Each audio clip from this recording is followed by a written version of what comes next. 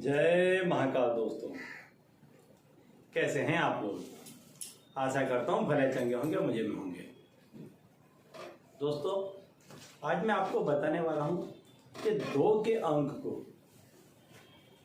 किस तरह से आप लिख करके रखते हैं अपने सिरहाने कि जिससे कि आपकी जो कोई भी ख्वाहिश है, इच्छा है, वो पूरी हो जाए। क्योंकि आप जानते हैं कि जो 2 का अंक है वो चंद्र का अंक है।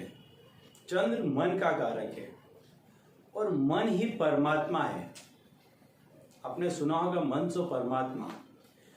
अब यदि मन की शक्ति, एक बात और बता दूं कि जो मन की शक्ति है, इतनी शक्ति किसी की भी नहीं है।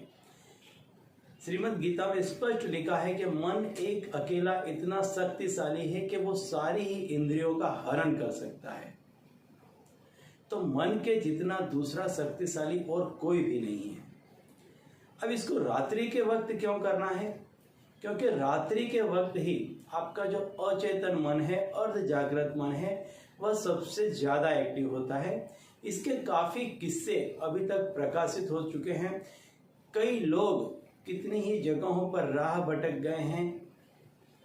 कई लोगों के कई ऐसे काम थे जो बिल्कुल भी उनको समझ में नहीं आ रहे थे कि कैसे करना है, और रात्रि को सोते वक्त उनको इस तरह से स्वप्न आए, इस तरह से उनको ख्वाब में चीजें दिखाई दी, रास्ते दिखाई दिए कि उनका पूरा जीवन ही बदल गया। क्योंकि उस समय आपका जो अचेतन मन है, अर्ध जागृत मन है, वो सबसे ज्यादा एक्टिव होता है। तो आज इसी का मैं उपाय आपको बताने वाला हूं कि किस तरह से इस नंबर का उपाय करें कि जिससे आप अपने अचेतन मन का अधिक से अधिक उपयोग कर सकें आपकी इच्छा को पाने के लिए।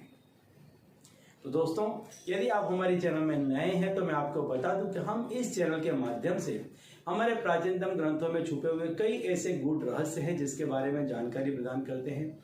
अंक शास्त्र, ज्योतिष शास्त्र, तंत्र मंत्र, टोने टोटके, व्रत, त्योहार, पूजा विधि, इन सब के बारे में भी समय समय पे जानकारी प्रदान करते रहते हैं।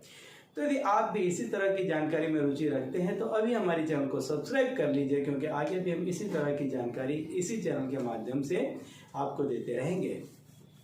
तो चलिए दोस्तों, बताता हूँ आज का उपाय कि इस उपाय को आप करेंगे तो आपकी जो कोई भी इच्छा होगी वो पूरी हो जाएगी। जैसा कि मैंने बताया, जो 2 का अंक है वो चंद्र का प्रतिनिधित्व करता है। चंद्र का अंक माना जाता है। चंद्र मन का कारक है और मन ही सब चीज में आपको या तो विजेता बनाता है या आपको असफल बनाता है। क्योंकि आप तब तक नहीं हारते किसी भी चीज से जब तक आप उस चीज से मन से हार स्वीकार नहीं कर लेते। दुनिया में आपको हराने वाला आपके मन के अलावा और कोई भी दूसरा नहीं है। जब तक आप मन से ये नहीं सोच लेंगे कि मैं इस चीज में हार गया हूं, तब तक आपकी हार नहीं होती है। क्योंकि हार ना ही कोई स्टॉप है और ना ही जीत कोई डेस्टिनेशन है।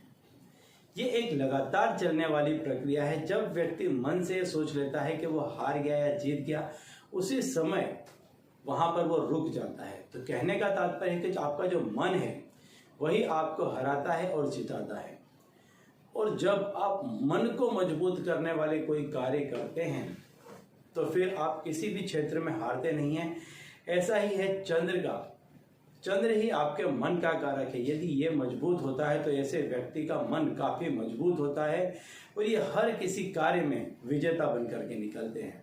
तो आज मैं आपको बताता हूं कि इस 2 के अंक को आप किस तरह से लिख करके रखें।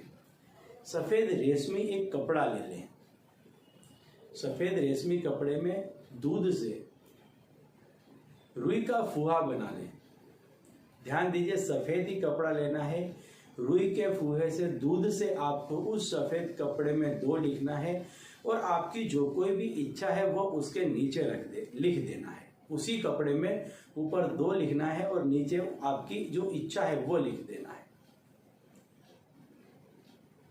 और जब ये सूख जाता है तो इसको आप अपने बिस्तर, अपने तकिए के नीचे रख करके सो जाएं। ऑटोमेटिकली आपका अर्ध जागृत जो मन है वो रात के समय बहुत ज्यादा एक्टिव होता है। अब उसमें आपने आपकी इच्छा लिख दी है।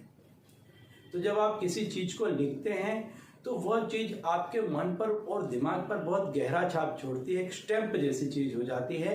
तो आपका मन उस चीज़ के लिए बहुत ज़्यादा एक्टिव हो जाएगा कि वो कहाँ से आप प्राप्त करें।